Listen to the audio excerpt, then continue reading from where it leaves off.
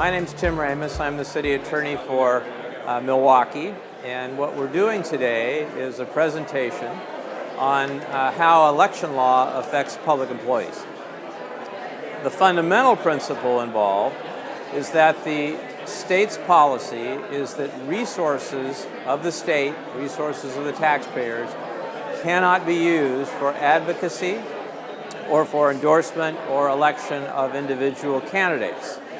So applied to public employees, that means that the time spent on the job within official duties cannot be used in the context of advocacy for measures or candidates.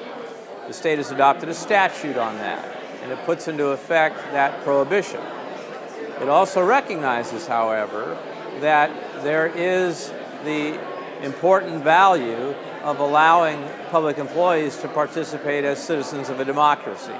So what we're trying to do is explain how that balance is struck in the law, and today we'll be talking about how the law affects public employees and allows or limits their participation in political advocacy.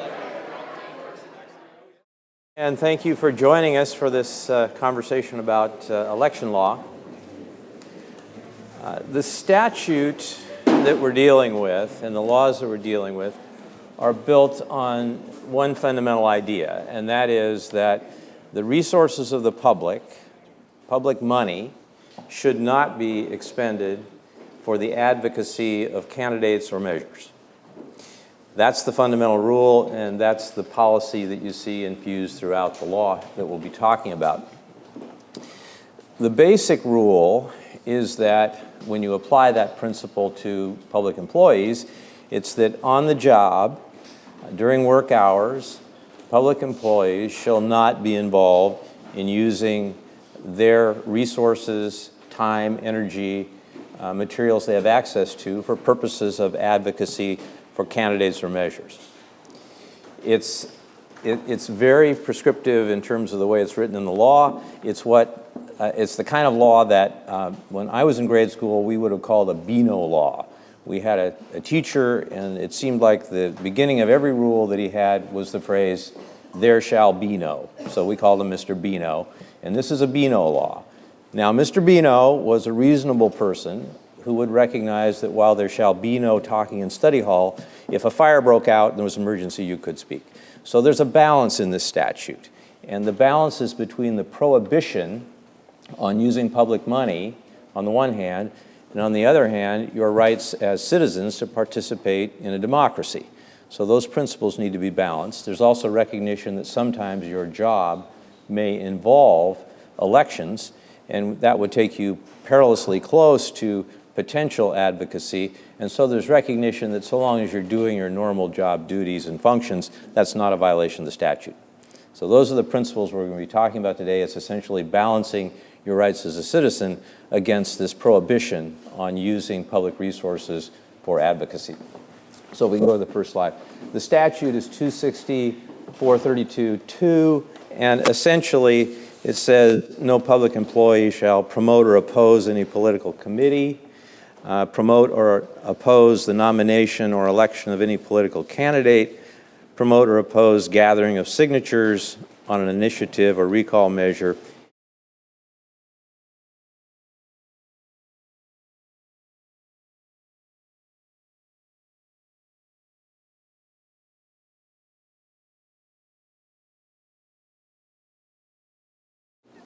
The question is whether the prohibitions that apply to boards and commissions also apply to ad hoc committees. And I don't know of a case that decides that, but there is plenty of law out there that says that if you're appointed to an ad hoc committee to give advice to the council, you're subject to the public meeting law. And I think that takes you perilously close to this category. So I would be careful about and cautious about that. So, public employees may carry out their official duties. I think what we'll do here is we'll run through the general principles that apply in the statute to employees and to elected officials, and then we'll go to some specific examples that recur frequently in the course of your employment. So carry out your official duties, take minutes of meetings, even where there's advocacy going on, video a meeting where advocacy is going on. All those sorts of things are permissible. You may also provide factual, neutral, and balanced information. So one of the principles is that we have to be very careful that any materials that are published by the city that relate to measures are actually impartial. And there's a process for doing that. Our office reviews it in the Secretary of State's office, and we'll talk about that. You may also express personal political views subject to certain local limitations. And there are certain limits on the ways in which you can express those, but it's generally allowed. All right, next slide.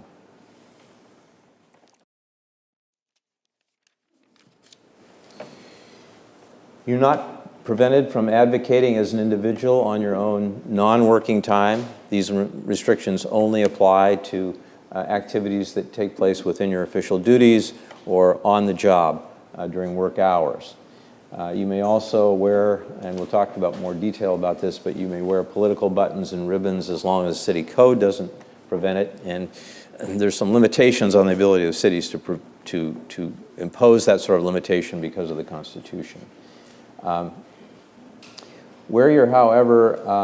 if you were involved in any voter registration services or anything directly related to Election Day, that's the point at which you can't wear a button or ribbon or any other advocacy T-shirt, anything like that. Next slide. You may take a position on a measure or candidate while on the job, but you may not use any work time. So you can express a point of view, but if you're in the context of actually performing a function, that's not really an appropriate thing to do. You have to refrain from using city resources to advocate for or against a measure or candidate. So you couldn't use the city's phone to make outgoing calls to schedule or organize campaign events. You can't use your position to grant unequal access to candidates to public facilities. So if there was going to be a candidates fair at a public facility, we can do that, but we have to allow everybody who's a candidate to participate. Next slide, please. So elected officials are under some different rules. They are permitted to advocate for or against measures. So an elected official can come into a city council meeting with a resolution and ask that it be adopted by the council. That resolution could endorse a measure, for example, or oppose a measure. That's permissible. What the elected official cannot do is ask staff to assist in the drafting of the measure, of the resolution, or use city resources to copy it and prepare it. So those things have to be done outside of use of public resources. Also, while an elected official may ask for off-duty volunteer assistance in advocacy, they may not compel that help. So if you were to ever feel that someone was pressuring you to participate in a campaign in any particular direction, you should report that right away to the city manager or city attorney. That's clearly not a permissible activity, even though there are certain exemptions for elected officials. But an elected official may not publish an article in a city newsletter or publication once the restriction applies. So we'll talk about when these restrictions kick in, but once they do, elected officials cannot use the city newsletter or website for advocacy. And so drawing that line is an important one, and we'll talk more about what's permissible and what isn't, but fundamentally, impartial information is okay, but advocacy is not. So we need to be very conscious about when electeds put information on websites and in newsletters in relationship to when elections are coming. So for initiative measures, as soon as the prospective petition is turned in, the restrictions on elected officials apply, and that is turned in when the chief petitioner submits the petition that, if approved, would be presented to citizens for signature. Now, this is a rule that Scott and I will be in contact with to set the date and the timing of the limitation. But the main principle to take away here is that there is a time at which a measure becomes real It's going to go to the ballot, and at that point, we need to all be careful about any sort of advocacy that involves public resources being employed by elected officials. Next slide. So, the Secretary of State provides a service to help keep us out of trouble. We are allowed to provide the electorate with objective information about a measure. And in order to ensure that that takes place, we can submit text to the Secretary of State's office for review, and we regularly do that. So if you're ever asked to prepare anything that's informational about an upcoming measure or election of some kind, please be sure that that gets reviewed at the level of the city management, city attorney, and we will then send it to the Secretary of State's office for review. They're pretty quick about it. Generally speaking, they endeavor to get back to us within 5 days, and that usually happens. So typically, we've got time to get a review and don't have to take chances. The reason we want to do that is that if you get Secretary of State sign-off, you're in a safe harbor. Even if later someone complains about the piece and it's determined to be advocacy, there is no penalty and no violation because the Secretary of State's office had pre-reviewed it and determined that it was okay and not advocacy. So we want to take advantage of this whenever we can. All right, so now let's turn to some of the specific issues that come up every election year in my experience. The first is campaign signs, and it turns out that state law allows campaign signs and stickers on cars and in workplaces so long as there isn't a local government prohibition on it. And as I mentioned, local government prohibitions have to be careful because of constitutional limits.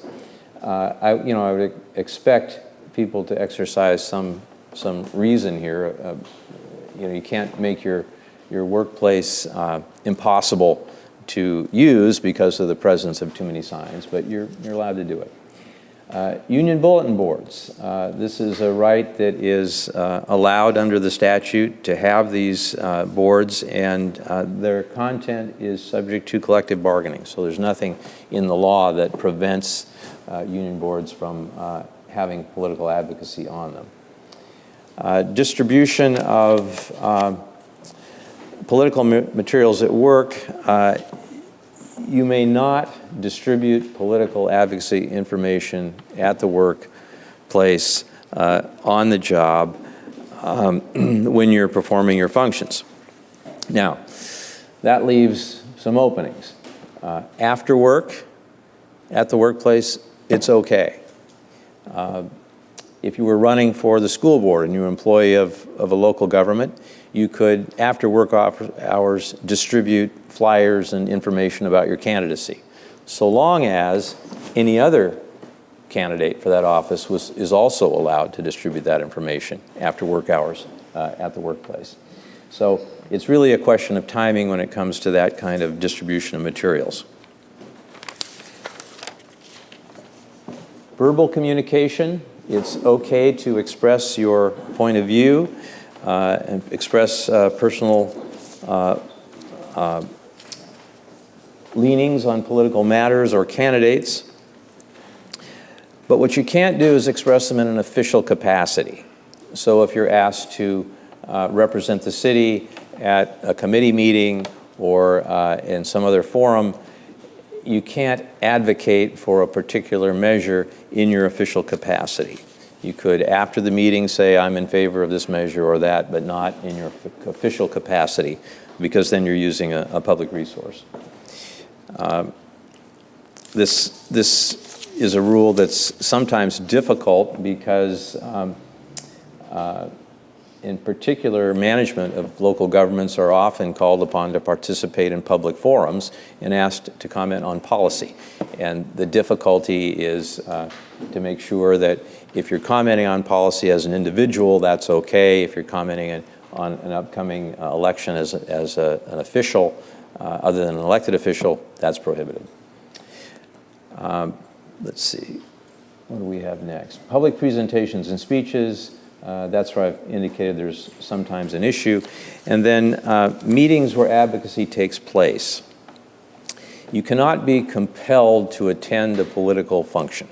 So if you feel any pressure to attend that sort of a function, you should report that, because that's not a permissible thing. You may, on your own time, attend political functions, of course, and participate and advocate, but not during work hours. Next slide, please. Political buttons and clothing. This is left to local policy, but you may wear T-shirts that advocate and have political buttons that advocate, but you cannot be required to wear them. And another issue that comes up frequently is uniforms. If someone in the context of a city, usually law enforcement, has a uniform and participates in a meeting where advocacy takes place, is that a problem? Answer is no. You're permitted to use your normal uniform to participate as a citizen in political functions, but when you express an opinion or engage in advocacy, you must identify that you're doing so as an individual, not as a uniformed officer. That's the distinction. So just be careful in those contexts to say, if you're expressing an opinion, I do so as a citizen, which I am entitled to do. Legal challenges. There are, from time to time, legal challenges mounted to challenge the validity of a measure. Does it comply with the statute? Is it constitutional? And those challenges often involve employees of a city, developing the record, putting information together. That's all within your normal job function, and so that's an exemption from the prohibition. You may be involved in advocacy on legal challenges without fear that you're violating the statute. Legislation and lobbying. While there are certainly rules on lobbying imposed by the state, this particular statute does not limit lobbying. So it's okay to lobby legislative bodies in your official capacity if that's the decision of the city management to do that, not prohibited. Public property. So these are things that the local government has in their possession, which sometimes candidates or people advocating for measures want to possess. Contact lists that may be created. Just as anyone can ask for those within certain privacy limitations as a public record, advocacy groups can also obtain them. As long as they're available to everyone, it's permissible to hand out contact lists. This should be government logos, not government logs. While the state, by statute, protects the state seal and prohibits candidates from using it, that limitation does not appear in this law for local government.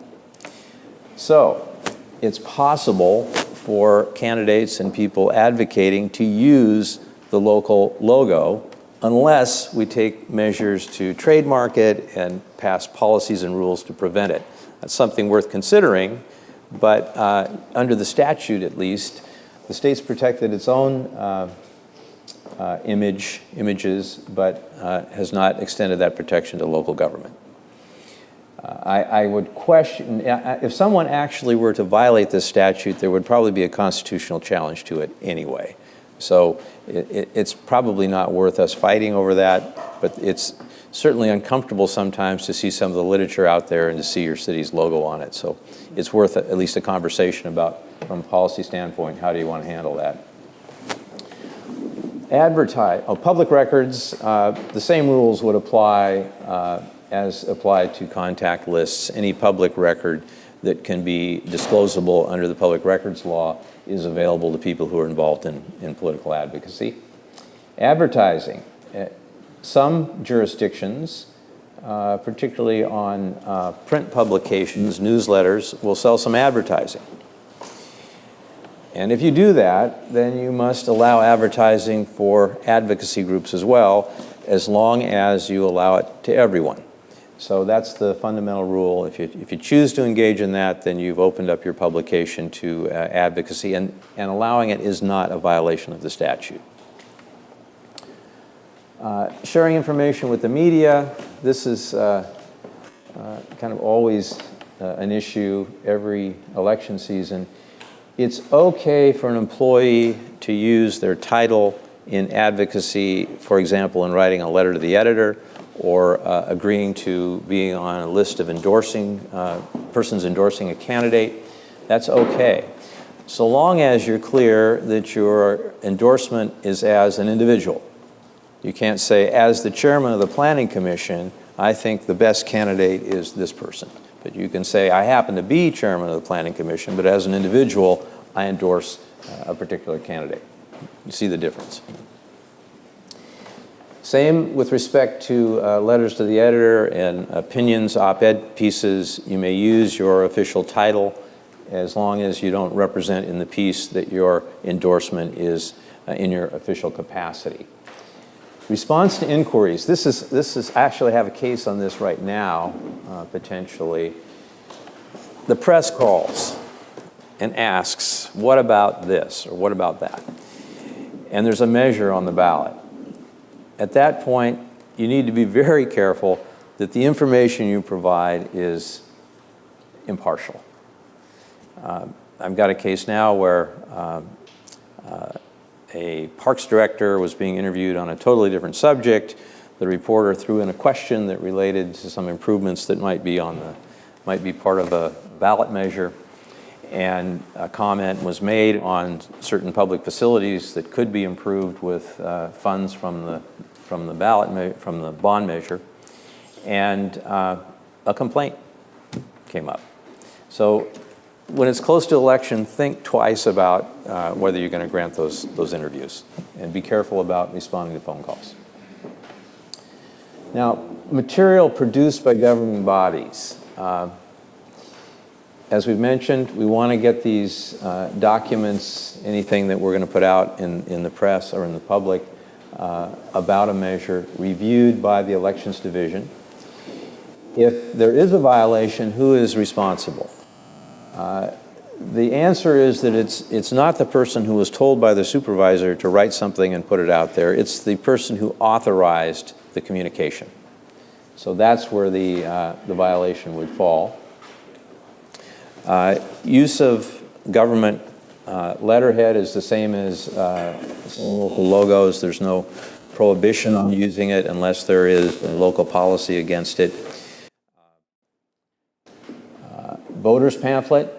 Here, again, an employee is free to write advocacy to include in a voters pamphlet. That's quite all right, and you may use your title as long as, again, the text doesn't support the idea that the endorsement is in an official capacity. Local governments are also free to inform voters that an election's coming up, that it's important to vote, where and how to vote. All that informational sort of thing is permissible. And then in recent years, we've had issues involving video, websites, email, and various new media, Facebook and others. And the Secretary of State's office takes the position that those are all subject to the same rules as any print publication. So it's about impartiality, and it's about being careful that any particular position is not an endorsement in official capacity. I guess this is just a restatement of the fact that there are two publications. Are they listed here in the next slide? Yes. If you want to delve into this further, there are two publications that are quite good that the state has put together that goes into a great deal of detail about these same subjects. So if you have any questions about these issues, feel free to call me or consult with these publications. And that closes it.